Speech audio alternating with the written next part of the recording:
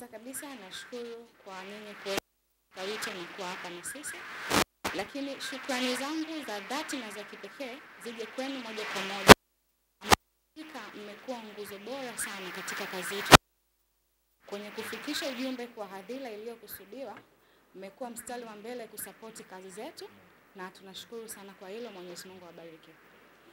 Kwa majina niliopewa na wazazi wangu naitwa Mary Mtemi.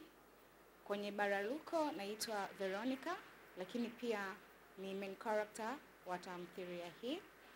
Ninajivunia leo kusimama hapa mbele yenu kuwa mmoja kati ya washiriki wa tamthilia hii kubwa kwangu.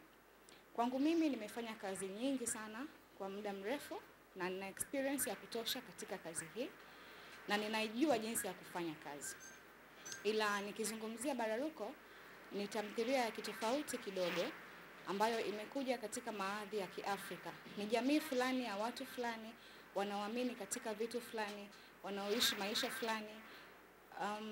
Kiukweli Tanzania imekuwa na kiu kubwa ama njaa ya chakula kama Baraluko.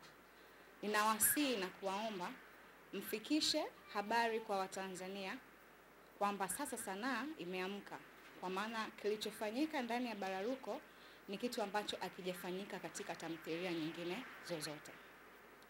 Watu wengi wamekuwa wavivu ama waoga kwenye kufanya kazi ngumu, lakini believe me or not, kazi ngumu ndizo ambazo zinaweza kuleta matokeo chanya katika tasnia yetu.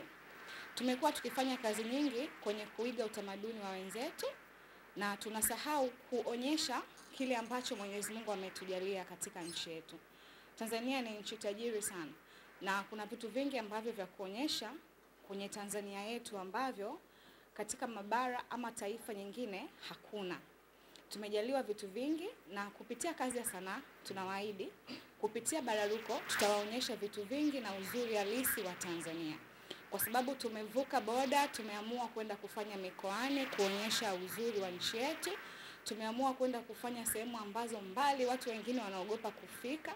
Tumeamua kupambana na baridi na barabara mbaya ili kuweza kuwaletea chakula kilicho bora. Na washauri msikose kuangalia Baraluko kwa sababu na inakuja kuleta mageuzi katika industry yetu. Thank you.